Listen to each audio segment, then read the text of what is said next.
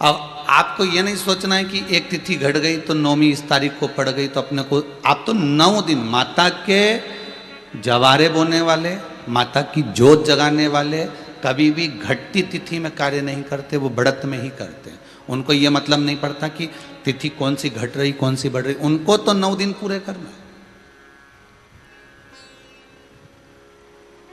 अब कई कई के भ्रम हो गए कि महाराज जी जैसे पहले दिन 9 चढ़ाए, दूसरे दिन 18 चढ़ाए, फिर हम क्या 36, ऐसा नहीं है। बस केवल तुम्हें प्रतिदिन 9 और बढ़ाते जाना, 9 का पहाड़ा याद कर लो बस, और कुछ नहीं करना।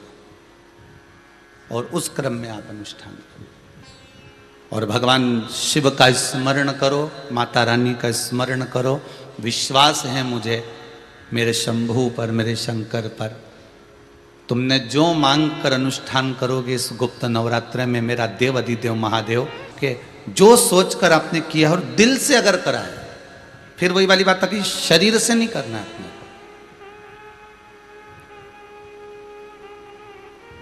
तुम हाथ जोड़ लो किसी के भी, तो वक्त पड़ने पर तो तुम किसी के भी हाथ जोड़ सकते हो। अगर भगवान के जोड़ रहे हो तो किसी के भी जोड़ोगे, तो समय आएगा तो और साहब हमारा ये काम कर दो साहब, हाथ जोड़ लोगे। तो हाथ जोड़ने से परमात्मा नहीं मिल सकता, केवल शीश नवा देने से, सर झुका देने से परमात्मा नहीं मिलता।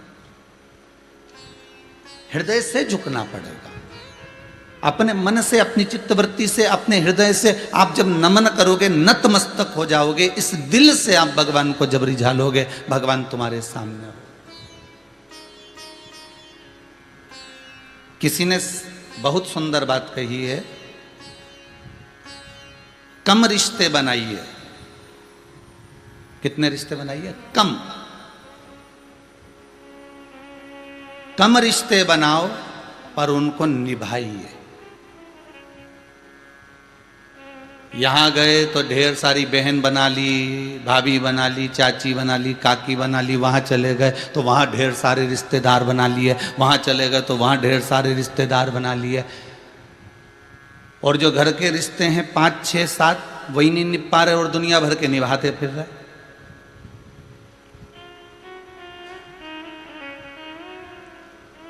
रिश्ते कम बनाओ पर उनको निभाओ ज्यादा। ज्यादा रिश्ते हो जाएंगे तो निभा नहीं पाओगे। उसी तरह हमें परमात्मा को रिझाना है तो एक साधे सब सधे। हमें ढेरों में नहीं जाना, हमें बहुत सारों में नहीं पहुंचना।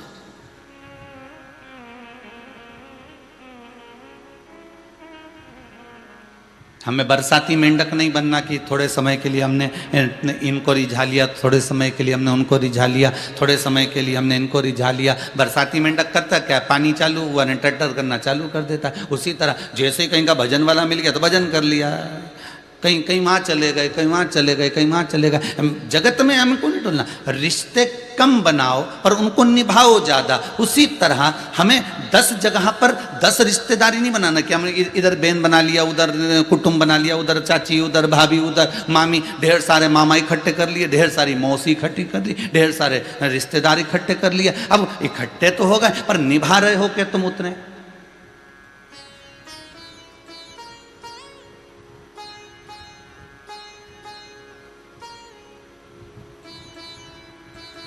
गुरु पूर्णिमा पर कई लोग आते हैं और कहते हैं हमको गुरु बहन भाई बनना है।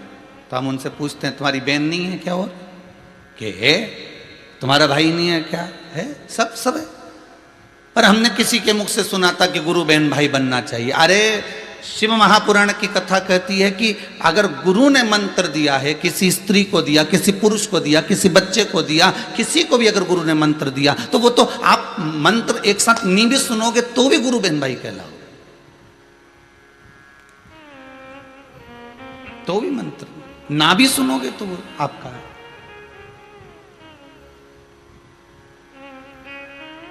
जितना निभ जाए उतना करिए। शिव महापुराण की कथा कहती है आप जितना भजन दिल से कर सकते हो, भोलेनाथ जी से जितना स्मरण आप मन से कर सकते हो उतना करिए। दिखावे से नहीं। मैंने बहुत सारा तिलक लगा लिया चंदन का। कई लोग उज्जैन जाते हैं महाकाल, तो वहाँ पर जाके ऐसे बन जाते हैं कि मंदिर में जाते से पंडित जी को बुला के महाराज चढ़ा लपेटो जरा, और वो छापा भी लगा, तो त्रिशूल वाला डमरू वाला, और वो तिलक छापा लगा के और चंदन लगा के और बढ़िया चकाचक, और जरा हाथ में बहुत सारी मोली गंठा बांध दो, तो उनने भी महाराज जी ने खूब जोरदार बांध दिया, और बचा कुचा था तो फेविक्विक से चिपका भी दिया। लो अब खुलेगा ही नहीं, बहुत भयंकर चिपका, खुद दम से चिपकाया।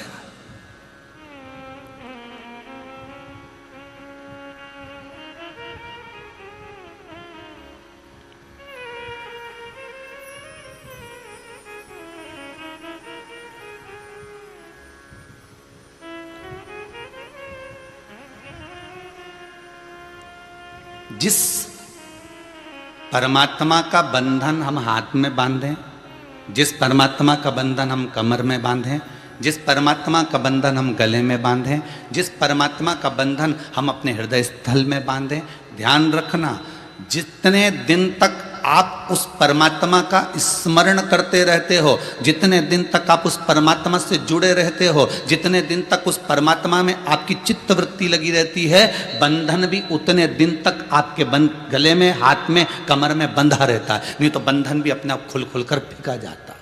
उसको फेविक्विक से चिपकाने की जरूरत नहीं पड़ती। फेविक्विक से तो तुमने इसलिए चिपकाया कि जगत को दिखाना था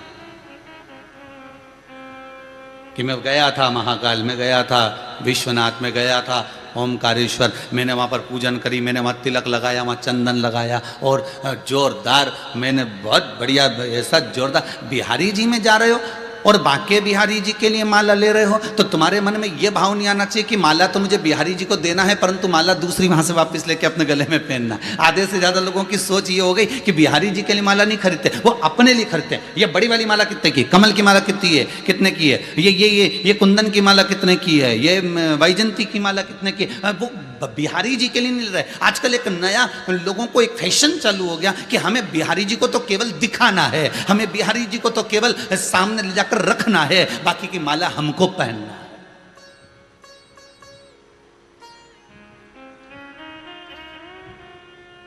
आपका समर्पण वो नहीं रहा।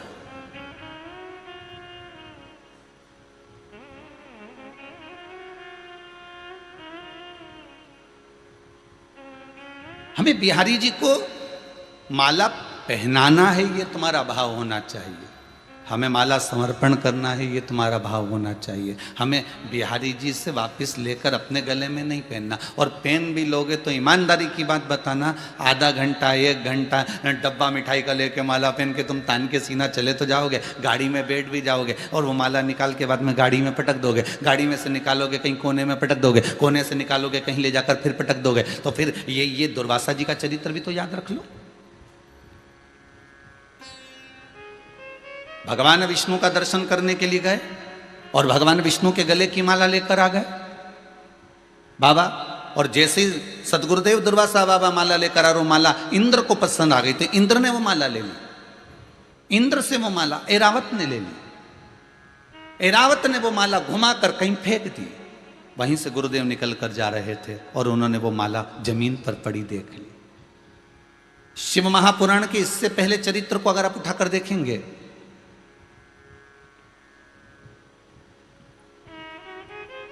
तो उसमें आपको वर्णन किया था कि भगवान की बेलपत्री, भगवान का प्रसाद अगर पलंग पर रखा है तो दोषपूर्ण है।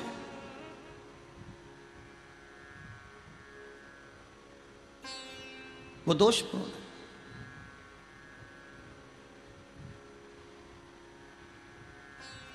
अब बाबा ने पूछ लिया, इंद्र, मैंने माला आपको दी थी, वो माला कहाँ है? इंद्र कहते मैंने तो ऐरावत को दे दी थी। ऐरावत से पूछा वो कहाँ है? मैंने तो अपनी मस्ती में फेंक दी, पांव के नीचे आ रही है।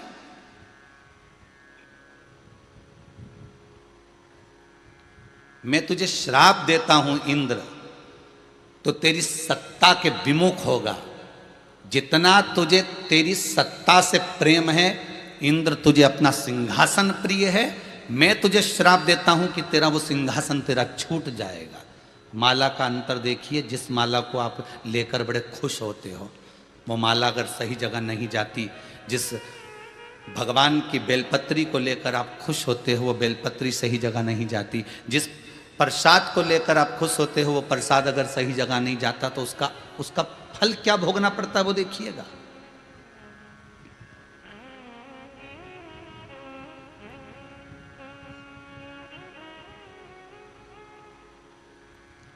एक कथा आपको सुनाते हैं, वो कथा नहीं है, हमारे जीवन का प्रत्यक्ष उदाहरण, प्रत्यक्ष उदाहरण।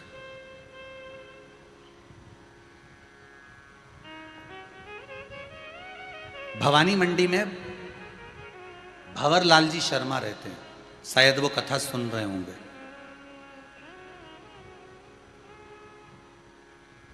वो कथा सुन रहे होंगे, ये मुझे विश्वास है।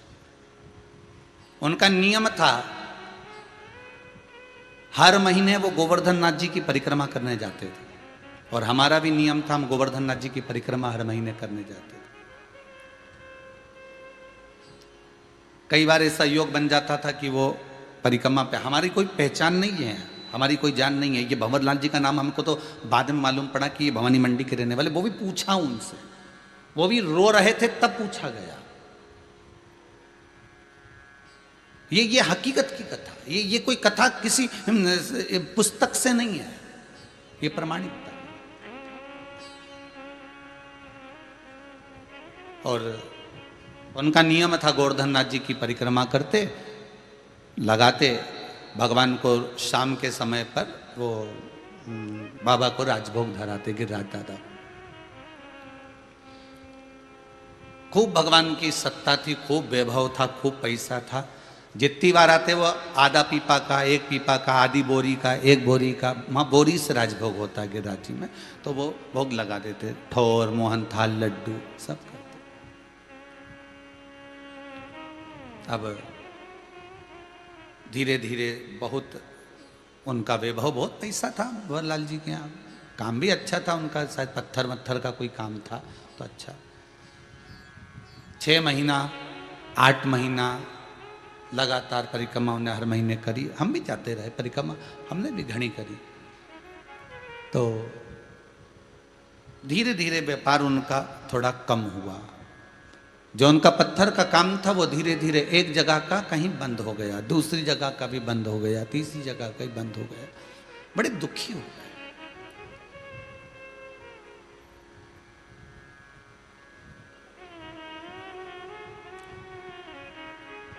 पूंछरी के लोटे के पहले मुकुट शिला थी।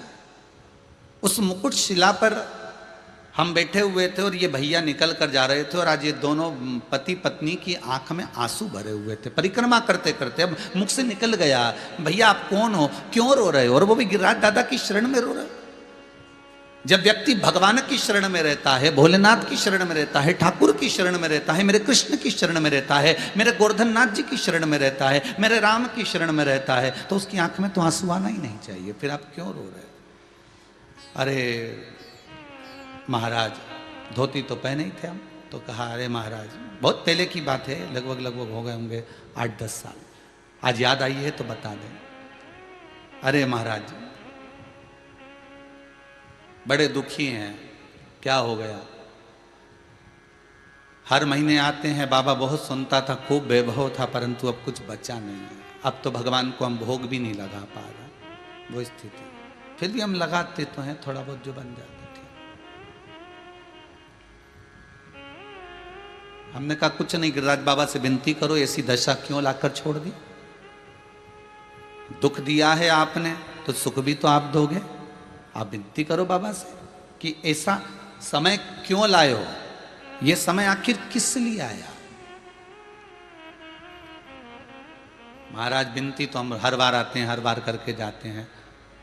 पहले परिवार समेत आते थे, अब तो दोनों आ रहे हैं, ठीक है। हाँ, हमने देखा है आपको 2-3 बार, आप 2-4 बार परिक्रमा में दिखे हैं, दूध चढ़ाते, भोग लगाते, पर ये दशा क्यों?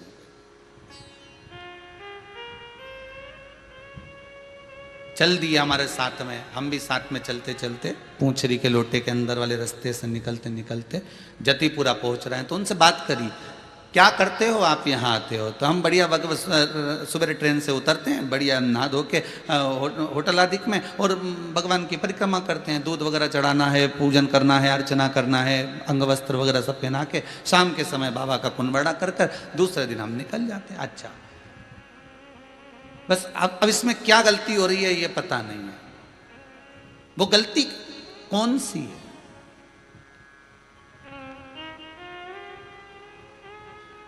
स्कंद पुराण में एक चीज बहुत पहले पड़ी हुई थी, बेलपत्री हो, प्रसाद हो, माला हो, इसका जब अपमान होता है तो व्यक्ति को रोना पड़ता है। यह स्कंद पुराण कहते हैं।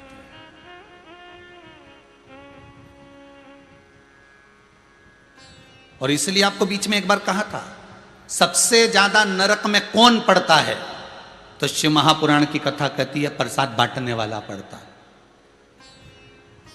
तो महाराज जी आप पुराण सुना रहे हो कि क्या कर रहे हो? कई लोगों के मन में प्रश्न खड़ा हो जाता है, आप पुराण सुना रहे हो क्या कर रहे हो? प्रसाद बांटने वाला क्यों नरक में पड़ेगा? भाई, भविष्य पुराण के अंतर्गत लिखा हुआ है, स्कंद पुराण में भी अंतर मिलता है, थोड़ा सा भाव मिलता है कि प्रसाद बांटने वाला नरक में क्यों पड़ता है। उसका कारण केवल एक है। प्रसाद बांटने वाला जब प्रसाद बांटने खड़ा होता है तो प्रसाद शादी में नहीं बंटता, प्रसाद किटी पार्टी में नहीं बंटता, प्रसाद कहीं ढाबे पर या होटल पर नहीं बंटता, प्रसाद धर्म की जगह पर बंटता है। कथा, सत्संग, भजन, कीर्तन, नाम जाप, सुंदरकांड, ये वो पूजन की जहां जगह होगी वहां प्रसाद बंटेगा। धर्म की जगह पर जब प्रसाद बंट रहा है और आप प्रसाद बांटने खड़े हुए हो, आपका वाला आया तो आपने हाथ को इतना फैला लिया, और पराया आया तो हाथ को अपने छोटा कर लिया। अपने वाले को देखकर जो व्यक्ति धर्म की जगह पर खड़े होकर अन्याय कर जाता है, कपट कर जाता है, छल कर जाता है, बेईमानी और प्रपंच कर जाता है, मात्र प्रसाद दूसरे का, और उसमें भी तुम बांटने में छल कर रहे। अपना वाला आया तो तू 2 पेड़ा ले ले, और पराया आया तो तुम आधा ले लो, 1 ले लो। उस व्यक्ति को जिंदगी में रोना पड़ता है, नरक उसको भोगना पड़ता है।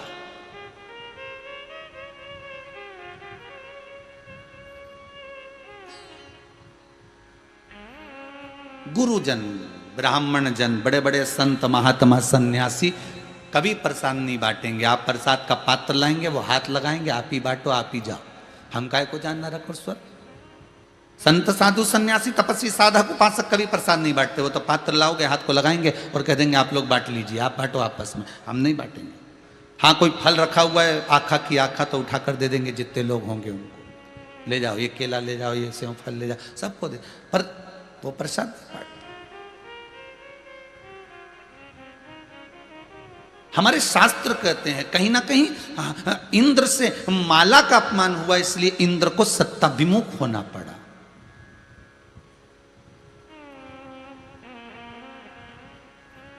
कहीं बेलपत्री का अपमान हो गया तो धन और वैभव से विमुख होना पड़ा। कहीं तुलसी का अपमान, कहीं चरणामृत का अपमान, कहीं कोई प्रसाद हमें मिला, हमने उसका अपमान। तो हमने बाती बात में उनसे कहा कि हमने कहीं पढ़ा है कि प्रसाद का अपमान यदि होता है या भगवान की जो चढ़ी हुई वस्तु है उसको आपको दिया गया और आपने उसका सम्मान नहीं करा तो आपको थोड़ा तो भोगना पड़ेगा। जब इंद्र अपनी सत्ता छोड़ सकता है, इंद्र की सत्ता पर दूसरा बैठ सकता है, मात्र एक माला के अपमान पर,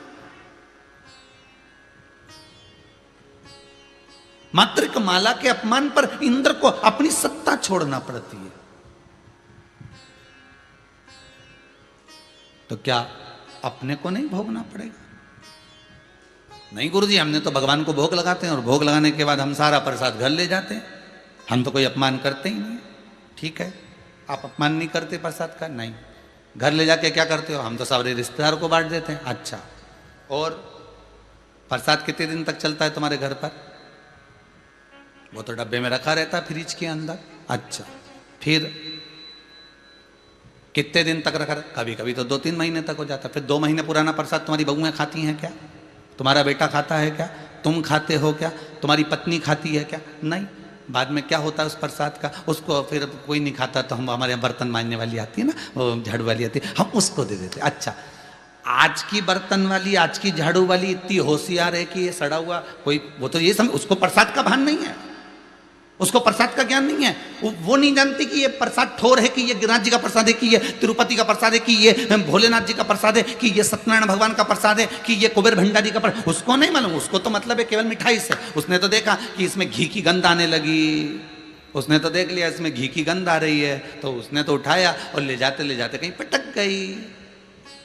उसने तो माला तो इंद्र को दी थी, इंद्र ने एरावत को दी, एरावत ने नीचे पटकी। दुर्वासा बाबा को अगर श्राप देना था तो उस एरावत हाथी को देना था, फिर इंद्र क्यों को लगा? क्योंकि प्रसाद वो लेकर आया था।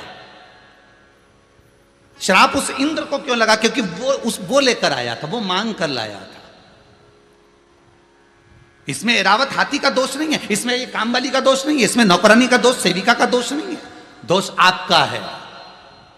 या तो आपको जितना खाना था उतना लेकर जाना था और उतना भोग करना था, आपने कहीं फ्रिज में रख दिया होगा, आखिरी में वो सड़ता रहा, तड़ता रहा।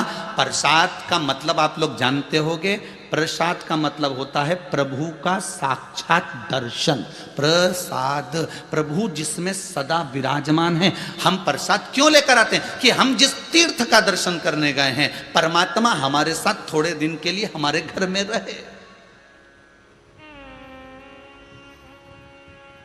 परमात्मा हमारे साथ थोड़े दिन में घर में रहे। प्रसाद का मतलब ये है। कभी कभी आप भी अपना स्मरण करना कि आपको दुख क्यों आ रहा है, आपका व्यापार क्यों नहीं चल रहा, आपका काम धंधा क्यों ठप पड़ा हुआ है। दुनिया की दुकान चल रही है, कोने में पड़ी हुई छोटी सी छोटी दुकान चल रही, तुम्हारी दुकान क्यों नहीं चल रही? और पहले तो खूब चलती थी, पहले तो तुम सत्ताधिपति थे, पहले तो तुम्हारी प्रॉपर्टी थी, पहले तो तुम्हारी दौलत थी, पहले तो तुम जहां काम करते थे ढेरों काम कर लेते थे, तुम्हारे पास में इतना धन इतना वैभव था कि चारों तरफ से पैसा आ रहा था। आज कौन सा ऐसा काम हो गया, आज क्या कारण हो गया जो हमको धन से भी हम परेशान हो गए और तन से भी हम परेशान हो गए, रोग भी हमको घेरते जा रहा है और धन भी जाते जा रहा है। घर में 4 सदस्य हैं, चारों दुखी हैं, कोई बड़ी बीमारी हमारे यहाँ घेरती चली जा रही है। उसका कारण प्रसाद तुम्हारे यहाँ आया होगा, उस प्रसाद का अपमान जरूर हुआ होगा, उसको निकालना, सोचना, एकांत में बैठना और विचार करना। हमने भंवरलाल जी का नाम नहीं जानते थे, हमने उनसे कहा जरूर आपके यहाँ कोई ना कोई कुछ ना कुछ अपमान हुआ है। हमने पढ़ा है कहीं कि प्रसाद का अपमान परमात्मा सहन नहीं कर पाता।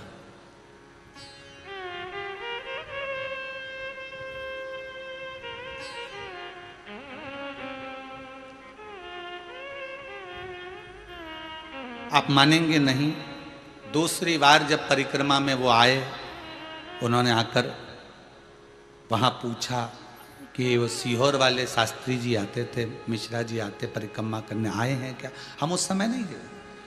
वहाँ के ब्राह्मणों ने बताया, पंडाओं ने, कि पूछ रहा थे कोई भंवरलाल जी आए थे। एक बार नहीं मिले, 2-3 महीना फिर एक बार मिलना हो गया दिवाली के समय पर।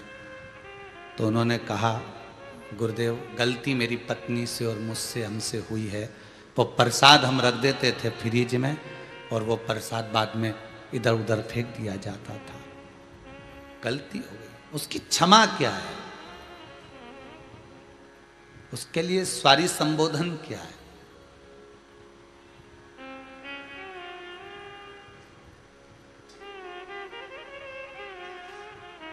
उसके लिए हम क्या कर सकते हैं? क्षमा एक ही है, आगे से गलती ना हो। गलती को अगर संवारना है तो आगे गलती ना हो उसका स्मरण करें। उन्हें कहा हम भोग नहीं लगाएं क्या? बिल्कुल लगाओ, खूब लगाओ। प्रसाद नहीं ले जाएं, खूब ले जाओ भर के। पर जिसको प्रसाद दो तो डब्बे के ऊपर एक स्लिप लगा कर दे देना कि ये प्रसाद तुमको। जैसे मिठाई वाले बंगाली मिठाई देते हैं, मिठाई वाले दूध की मिठाई देते हैं, तो उस पर एक स्लिप लगा देते हैं, इसको 24 घंटे में यूज़ करो, 24 घंटे में निपटा जाओ, नहीं तो ये बेकार हो जाएगी और हमारी दुकान की जवाबदारी नहीं होगी। बोला सही है कि गलत है? बड़ी बड़ी दुकानों पर अगर आप मावे की मिठाई ला रहे हो, आप अगर बड़ी बड़ी दुकानों से दूध की मिठाई ला रहे हो, बंगाली कोई पीस ला रहे हो, बंगाली कोई मिठाई लेकर आ रहे हो, कोई अच्छी चीज लेकर आ रहे हो, तो उस पर डब्बे पर लिख दिया जाता है 24 घंटे में प्रयोग कर लेना, 24 घंटे के बाद हमारी गारंटी नहीं है। उसी तरह प्रसाद को देते समय तुम क्यों नहीं कहते कि ये तुम्हें अभी इतना समय तक खाना है? हम तो इस व्यासपीठ से बार बार तुमको कह देते हैं कि बेलपत्री अगर खाना है तो रात्रि होने से पहले खा लेना। इस व्यासपीठ से जो नियम है वो पूरे पूरे बताए जाते हैं कि बेलपत्री खाना है, आप रात्रि के पहले पहले खा लो। रखना नहीं, बेलपत्री जो औषधि के लिए दें उसको रात को नहीं रखना।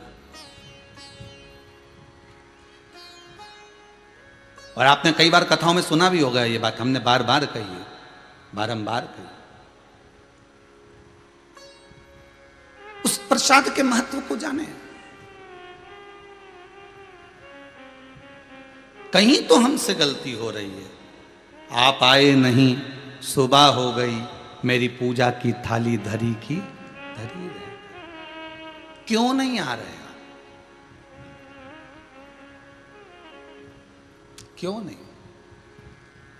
तेरी पूजन को भगवान बना मन मंदिर आलीशान। हमने घर में बहुत बड़ा मंदिर बनाया, बहुत बड़ा मंदिर आपने घर के अंदर बनाया, भगवान को बिठाया। अभी भगवान कभी नहीं कहता कि तुम घर में मंदिर बनाओ।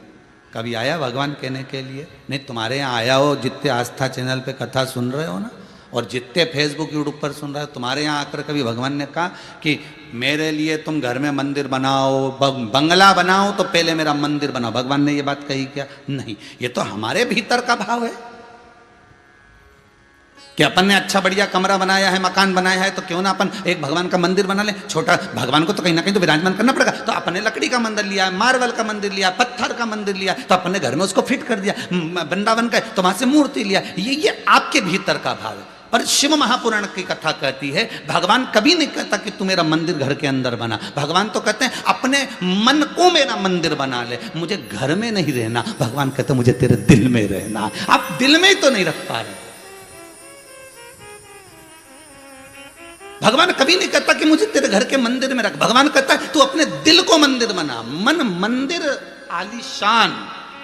इस मन को मंदिर जब बना लेगा, इस मन को तू बड़ा बना लेगा, इस मन को तो तू जब बड़ा उच्च बना लेगा, अपने विचारों से, अपनी सोच से, अपनी वृत्ति से, अपने अहंकार के त्याग से, तो भगवान कहते हैं तेरे मन में, तेरे दिल में मैं आकर बैठ गया। तो फिर मंदिर बनाने की जरूरत पड़ेगी क्या? अरे बोलो तो फिर मंदिर की क्या जरूरत है? फिर घर के अंदर मंदिर बनाओगे? नहीं। हृदय में अगर भगवान बैठ गया, संत नामदेव जी, संत तुकाराम जी, रामकृष्ण परमहंस जी, चैतन्य महाप्रभु जी, श्रीमद वल्लभाचार्य जी, और जाओ तो मीराबाई, कर्माबाई, इन सबको बहुत प्रेम से ध्यान लगा कर देखना, इन्होंने कोई मंदिर का निर्माण अपने घर में नहीं किया। इनने तो दिल को मंदिर बना लिया। नामदेव जी ने दिल में पांडुरंगा हरि विठल को बिठा लिया, उन्होंने रामकृष्ण परमहंस ने जगदम्बा को बिठा लिया, चैतन्य महाप्रभु ने स्वयं जगन्नाथ को बिठा लिया। ये तुम्हारे भीतर परमात्मा बैठा हुआ, तुम्हारे भीतर।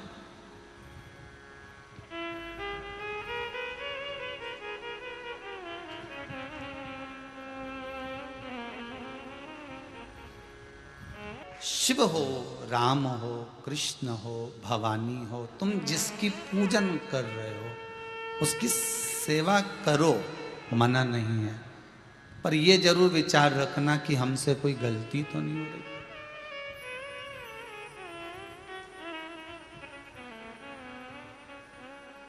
तेरी पूजन को भगवान बना मन मंदिर आलीशान। घर में आप मंदिर बनाए ना बनाए ये आपके ऊपर है, पर मन को मंदिर जरूर बनाना।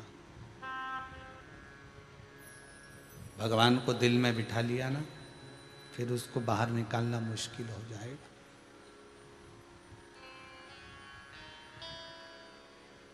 रिश्ते कम बनाओ, उनको अच्छे से निभाओ। सही है कि गलत है? ढेर रिश्ते बना लिए और निभे ना तो उसका कोई मतलब नहीं। साहब हमने इनको बहन बनाया है, साहब हमने इनको मामा जी बनाया है, हमने इनको भाई बनाया, हमने इनको ये बनाया। सब रिश्ते नाते कुटुंब कबीले सब धरे की धरे रह जाएंगे। अकेला आया अकेला जाएगा। जो कथा सुनी पुण्य कमाया, दान करा, सत्कर्म करा, भजन करा, कीर्तन करा, बस जिसको दिल में बिठाया उस शंकर को, वो शंकर तेरे संग आगे आगे जाएगा।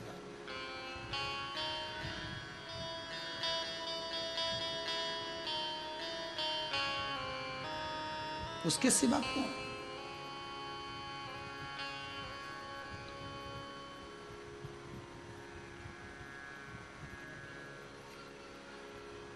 कभी कोई काम आप कर रहे हो, बहुत सारे उपाय यहां से बताए जाते हैं, आप करते हो।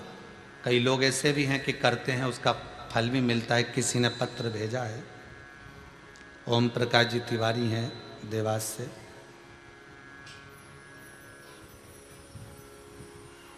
मुख में तकलीफ हो गई थी, जांच कराने पर कैंसर आया था,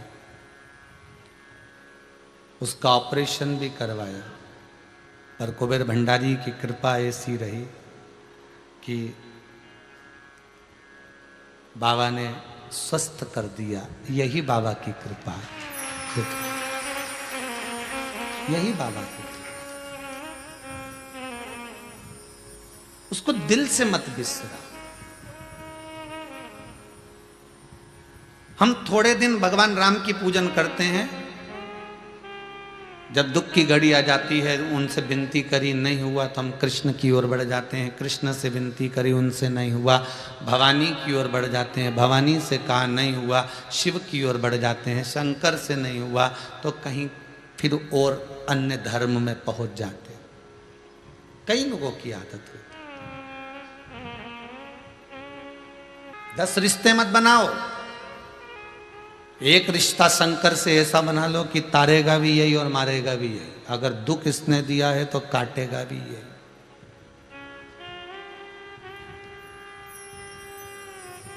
कोई पूछ रहा था गुरुजी दुख कैसे कटता है, तो हमने कहा भगवान का भजन करो, इससे बढ़कर और क्या सुख है। 3 चरणारविंद और एक जगह जाकर अपनी गलती को बोल देने पर दुख कट जाता है। पहला माता, पिता और गुरु। जो जो करा है ना तुमने, वो एक बार इन माता के पास में जाकर कह दो, पिता के पास जाकर कह दो और गुरु के पास जाकर कह दो, बहुत जल्दी कटेगा।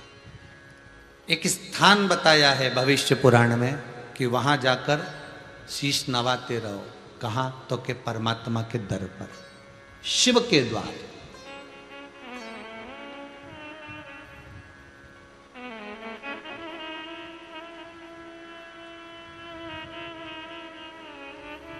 तपस्वी तप करते हैं, भगवान के मंदिर तो जाते ही नहीं है।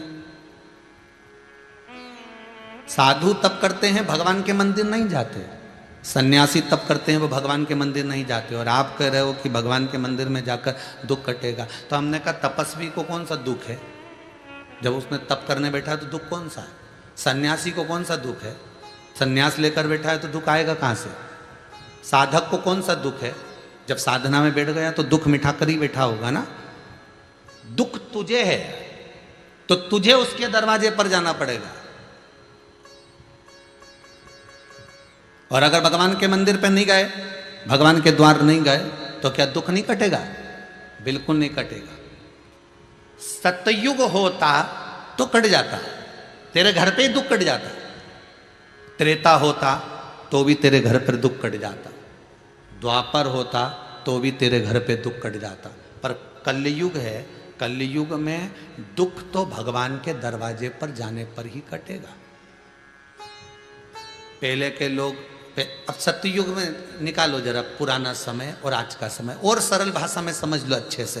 पहले के जमाने में नाई की दुकान पे लोग कटिंग कराने नहीं जाते थे। बोलो, जाते थे? जितने लोग टीवी पर कथा सुन रहे, जितने मोबाइल पर सुन रहे, बोलो ईमानदारी से, कोई नाई की दुकान होती थी पहले के समय में? कोई नाई की दुकान नहीं होती थी। नाई खुद आता था, तुम्हारे यहाँ के बाल काट के जाता था। काटता था कि नहीं काटता था? आओ साहब बेटे ने कपड़ा मपड़ा लगा ही दिया ऐसा, और यहाँ से डोरी मोरी बांध के और काट कुटा के और चले गए। कपड़ा पिनाता कि नहीं पिनाता? अरे बोलो तो सही, पिनाए नहीं, ऐसी डोरी का कपड़ा पिना दे और बिठा दे ऐसा ने बढ़िया। और जो बच्चे छोटे छोटे रहते थे उनको एक पटिया लगा के बिठा देता है। पहले पहले नाई जो था ना वो इसकी दुकान नहीं होती थी, नाई की कोई दुकान नहीं होती थी। पहले नाई घर घर जाता था, कपड़ा बांधता ने काट देता बस। सत्ययुग में कोई दुकान थी क्या नाई की? बोलते जाओ जम के, नहीं। त्रेता में नहीं, द्वापर में नहीं, कलयुग में अब है। तो अब क्या हो रहा है कि नाई की दुकान पे जाना पड़ेगा, बाल कटवाना पड़ेगा, बस अंतर इतना है। सत्ययुग में भगवान दुख बैठे बैठे तुम्हारे घर पर आकर काट देता था, त्रेता में भगवान तुम्हारा दुख तुम्हारे घर पर आकर काट देता था, द्वापर में भगवान दुख तुम्हारे घर पर आकर काट देता था। पर कलयुग में तो तुम्हें नाई की दुकान जाना पड़ेगा, कपड़ा बंधवाना पड़ेगा, तब वो काटेगा। उसी तरह कलयुग में तुम्हें भगवान के दरवाजे पर जाना पड़ेगा, भक्ति का चीर बांधना पड़ेगा, तो वो दुख काट देगा। ये पक्का, ये पक्का। तैयार बैठा है काटने के लिए, बिल्कुल तैयार। ने तुम तो आओ साहब ने नंबर लगाओ ने 5-10 मिनट बैठो ने तो काट देगा। और वो तो बात बात में कह भी दे, इसकी उड़ा दूं कहीं, वो तो बात बात में बोल दे, बोलो तो इसकी उड़ा दूं। और फिर जब बाल काटने के बाद कैसा भी ई के बना दूं क्या है, तो क्या हाँ बना दूं, अब मर्जी तुम्हारी।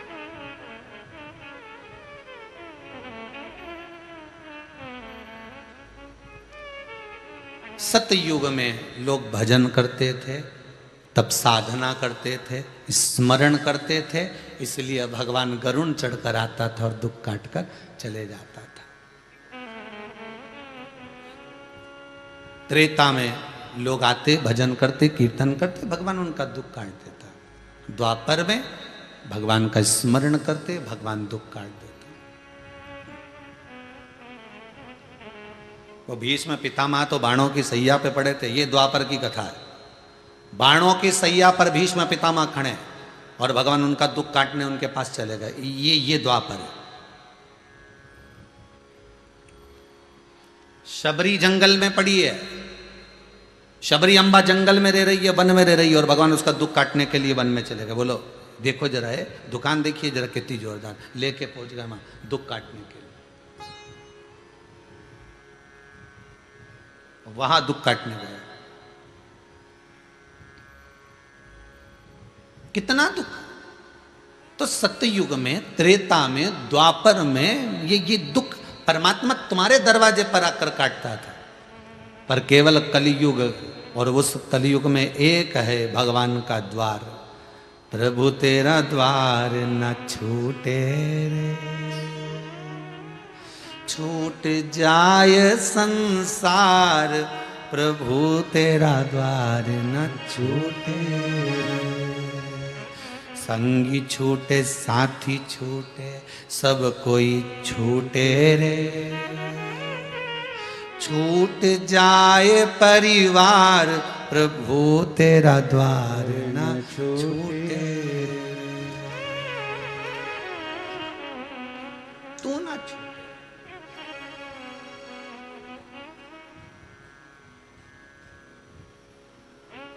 उस परमात्मा ने उसके दरवाजे पर तुम्हें बुलाया है, दुख दिया मतलब तुम्हारे पास में पत्र आया है, भगवान ने याद किया है, चलो उसके द्वार चलो। दरबार में भोले बाबा के दुख दर्द मिटाए, दुनिया के सताए लोग यहाँ सीने से लगाए।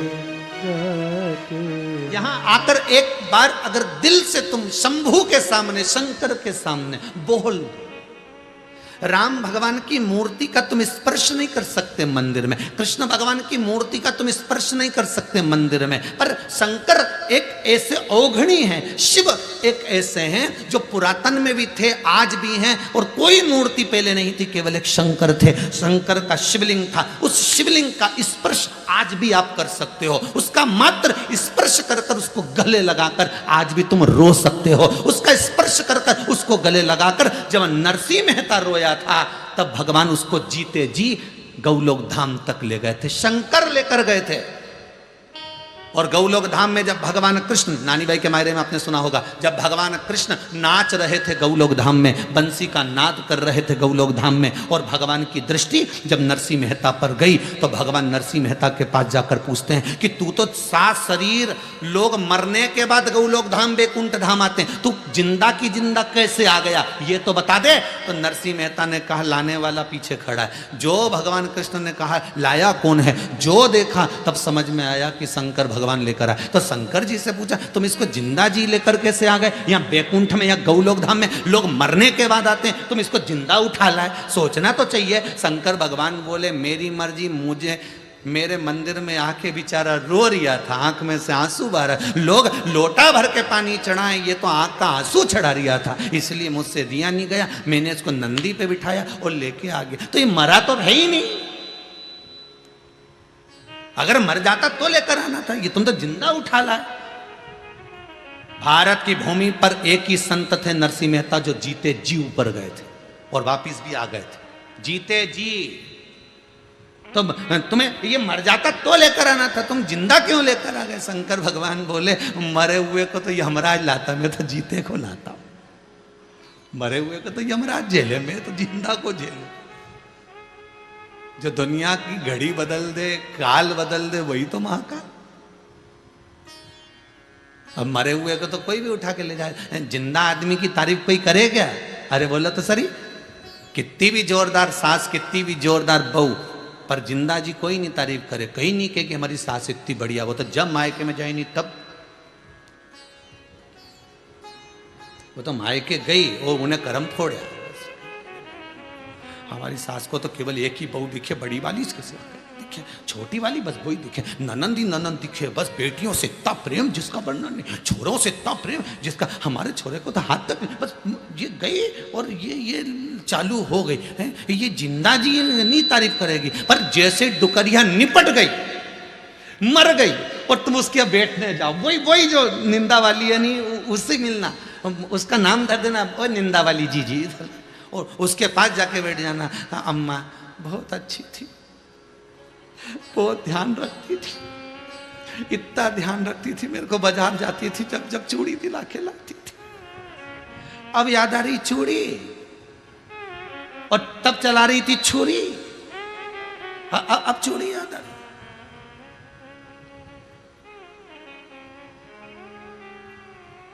शंकर जी बोले मरने के बाद तो लोग उठा के ले जाते हैं, तारीफ करते करते जाते हैं। बहुत अच्छा व्यक्ति था, बेचारा चले गया, बहुत जल्दी चले गए साहब, थोड़ा रुकना था, वो थोड़ा रुकना था। तो कह देता यमराज से फोन लगा के कि हमें उठा ले जा, इसकी जगह रुकना था तो यमराज से बात करनी है, यहीं इनसे कहीं करे बात, नहीं इनसे बात करने तो फायदा कौन सा, कि साहब थोड़ा रुकना था, है ठीक है। और मरने वाला मर गया और मिलने भी आ रहे हो तो विचार कर रहे बारवा कब करोगे। अच्छा, अभी लॉकडाउन चल रहा है, छोटे रूप में ही करना हो, और मन में आ रही है हमको मत भूल जाना हो। क्या क्या बनाओगे साहब, खोपरा पाक, गुलाब जामुन, नहीं अम्मा जी के रबड़ी बड़ी जोरदार लगती थी, कचौड़ी, रबड़ी, दही, हाँ वो तो हमने लिख लिया, अम्मा को जो जो प्रिय लगते थे वो तो हम सब खिला रहे। और ऐसा यमराज कह दे कि अम्मा को जो जो प्रिय लगते थे, जैसे तुम क्यों नहीं अम्मा को दही बड़ा प्रिय लगता था तो तुमने बनाया, ऐसे यमराज कह दे अम्मा को जो जो प्रिय थे उठा लाओ।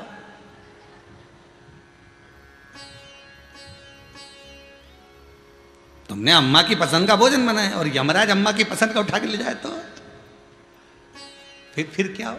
फिर वो वही वाली बात, एक पति की पत्नी की नौकरी लग गई दिल्ली में, उसका नाम था अनीता, ठीक है, और दिल्ली में उसकी जॉब लग गई। एक और पति था, उसकी पत्नी का नाम भी अनीता था। अब ये सर्विस करने दिल्ली गई, ट्रेन में छोड़ा, और इधर जो पति था अनीता का, अनीता मर गई तो इसका अंतिम संस्कार करके आ रहा था। और अंतिम संस्कार कर कर आ रहा था, आते आते इसके पास में मैसेज आ गया मोबाइल पे, मैं आराम से पहुंच गई हूँ, 1 हफ्ते में तुम्हें भी बुला लूंगी। ये जो अंतिम संस्कार करके आ रहा था चक्कर खा के नीचे गिर गया। रिश्तेदारों ने पानी का छींटा दिया कि पत्नी का गम बैठ गया होगा। क्या हुआ? गम मम नहीं बैठा, उसने मैसेज किया है मैं आराम से पहुंच गई हूं, 1 हफ्ते में तुम्हें बुला लूंगी। मोहल्ले के लोगों ने कहा मरा हुआ व्यक्ति कैसे मैसेज करेगा, गलत मैसेज आ गया होगा। और हुआ वही, मैसेज करा था वो दिल्ली वाली ने अपने पति को, अनीता ने, कि मैं आराम से पहुंच गई हूँ, 1 हफ्ते में तुम्हें बुला लूंगी। मैसेज जाना था अनीता के वो पति के पास, पहुंच गया अनीता के ये पति के पास। बुद्धि के लिए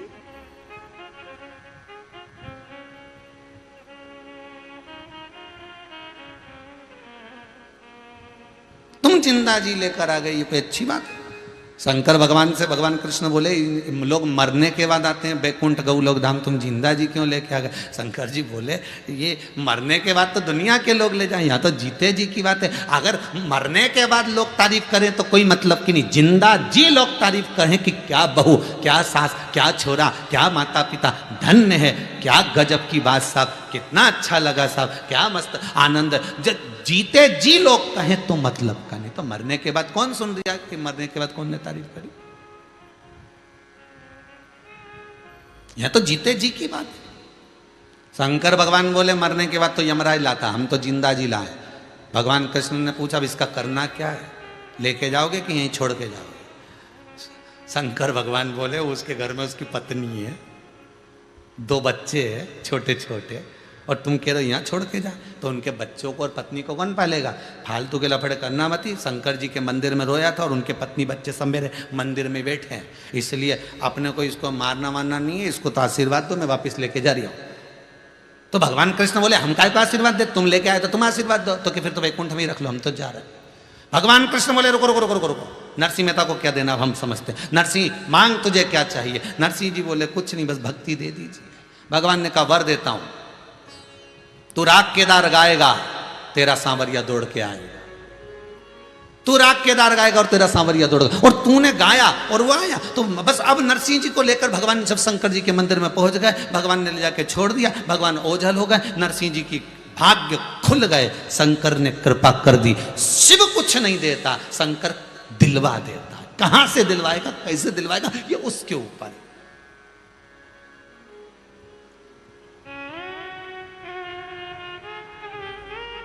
जब शिव दिलवा दे,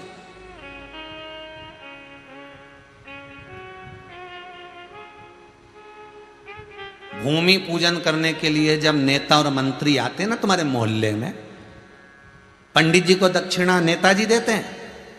अरे बोलो तो जम के नहीं, दूसरे से दिलवा देते। देव ने जरा 500 रुपया दे, पंडित जी के देना है। तिलक हुआ मंत्री जी का, नेताजी का, और 500 रुपये कौन दे रहा? बेचारा पास में जो खड़ा कहीं का छोटा मोटा बेचारा, उसने निकाल के लो साहब, क्योंकि उसको तो शान दिखाना है, क्योंकि इनसे जुड़े रहना, तो उसने 500 रुपये दिए, लो साहब दे दो। उसी तरह शंकर दिलवार, शंकर भगवान कृष्ण से कहते तुम दो हम तुम्हारी भक्ति करते, राम जी तुम दो हम तुम्हारी भक्ति करते, दो। शिव का भजन करोगे तो राम और कृष्ण प्रसन्न होंगे, और राम और कृष्ण का भजन करोगे तो शिव प्रसन्न होंगे। यह नियम ही दूसरा है, नियम ही दूसरा। कभी कभी लाइट गड़बड़ करे तो समझ लेना अर्थिंग गड़बड़ हो रही है।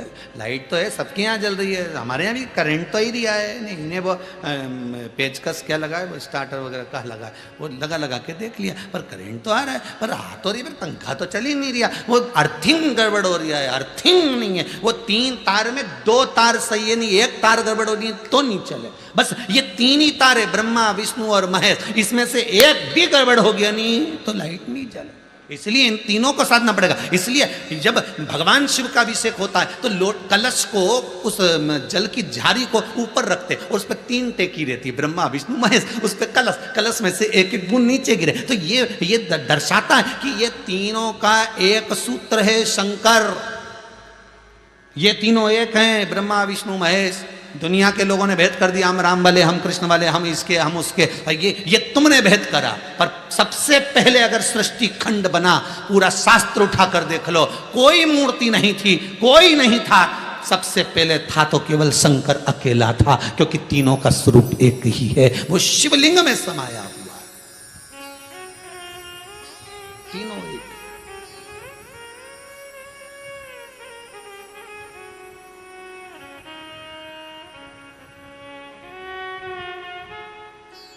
बनाओ संबंध एक, बनाओ रिश्ता एक, और वो रिश्ता मेरे परमात्मा से होना चाहिए। फिर वही बात, कम रिश्ते बनाओ, ढेर सारे नहीं, यहाँ भी बहन बना ली, वहाँ भी बहन बना ली, वहाँ भाई बना लिया, वहाँ रिश्तेदारी इतना सारा बना लिया, कई निभे भाई, निभाओ एक, बहुत यही अच्छा निभा ले तो ही हो जाए, और यही नहीं निभाए तो कई का मतलब का बताओ।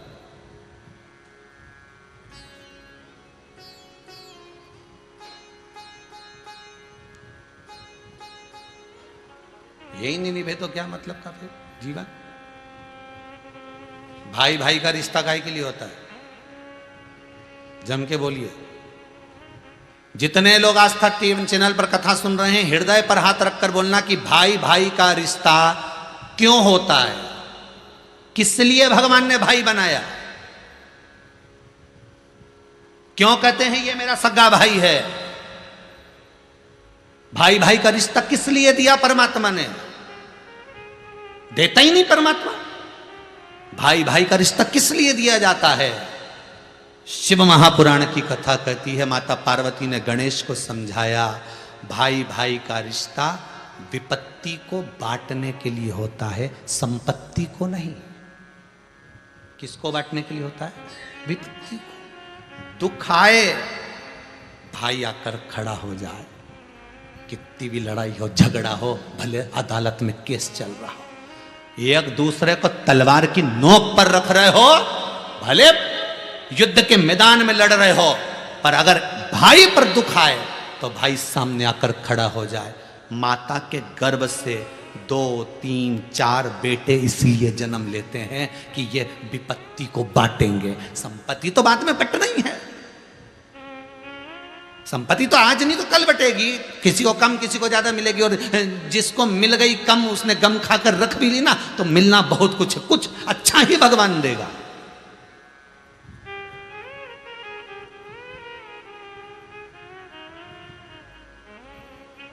माता पार्वती ने श्री गणेश जी महाराज जी से कहा, तेरा भाई है कार्तिक है। गणेश जी ने पूछा, ये मेरा भाई? हाँ। किस लिए? कि विपत्ति को हरने के लिए, संपत्ति को हरने के लिए नहीं, विपदा को जो काट ले वो भाई है। पर आज के जमाने में लोग संपदा को काटने, भाई ये हमारा है, वो उसका है, वो उसका। और क्यों मन मोटाव करो रे, क्यों करो, किस लिए? अभी अभी ये कोरोना महामारी में तुमने देखा होगा, अच्छे अच्छे सूरमा चले गए, वो संपत्ति यहीं रह गई। और अगला तीसरा राउंड आने वाला है, भगवान भी गेम खेल रहा है, भगवान भी गेम खेलने में लगा है। प्रथम राउंड में जितने निकल गए, दूसरे राउंड में जितने निकल गए, ये तो हमें लगे नहीं जैसे वो पुलिस की भर्ती नहीं होती, फिर प्रथम राउंड में इतने पास तो क्या निकाल दो इनको, दूसरे राउंड में इतने तो क्या निकाल दो, तीसरे में तो अभी तो कहते कितने राउंड बचे होंगे। और ये अगर कोरोना महामारी के राउंड खत्म हो गए, ये गेम खत्म हो गया, तो मोबाइल में तो ढेर सारा गेम खोलो रे, उसके पास में गेम की कमी है। एक बार गेम खेला नहीं तो केदारनाथ जी में निपटाया है सब, दूसरी बार गेम खेला नहीं तो गुजरात में निपटा ही दिया, तीसरी बार गेम खेला नहीं तो इधर पूरा जितना समुद्र के तट पे तो सबको निपटा बैठा। उसके पास तो गेम की कमी नहीं, कभी नहीं किसी भी तरह का।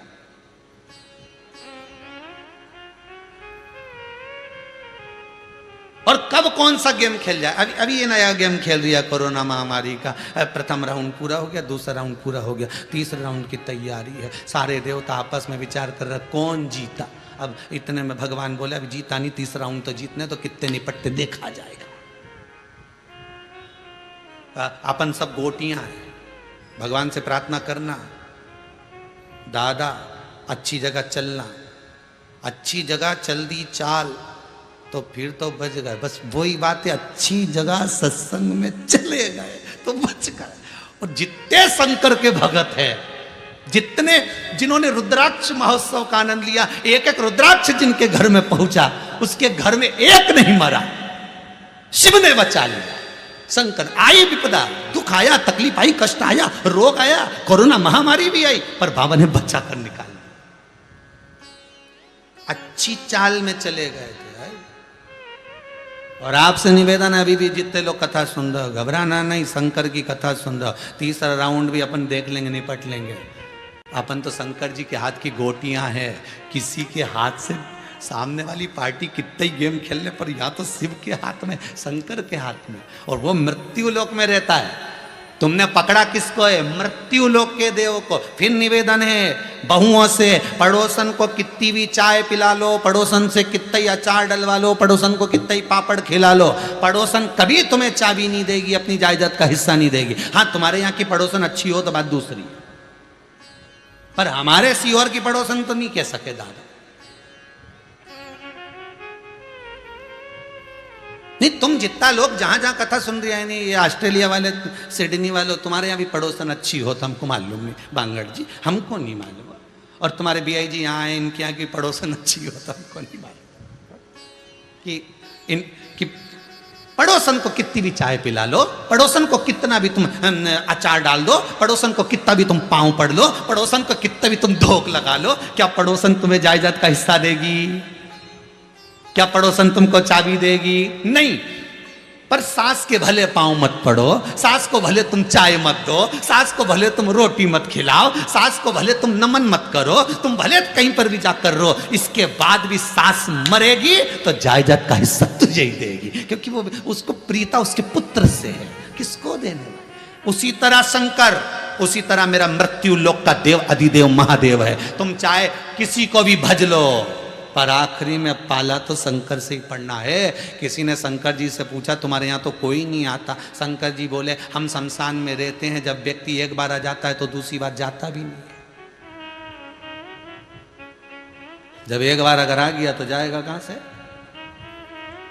पहले पार्वती जी को भी बड़ा मन दुखता था, अपने तो कोई आता ही नहीं, अपने तो कोई आता ही नहीं।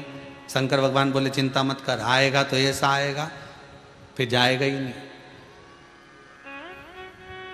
और नहीं आया तो शंकर भगवान बोले, वो भी चिंता मत कर, बांध के लिए आएंगे। और वही हुआ, बांध के ला रहे, ले चलो। क्या चिंता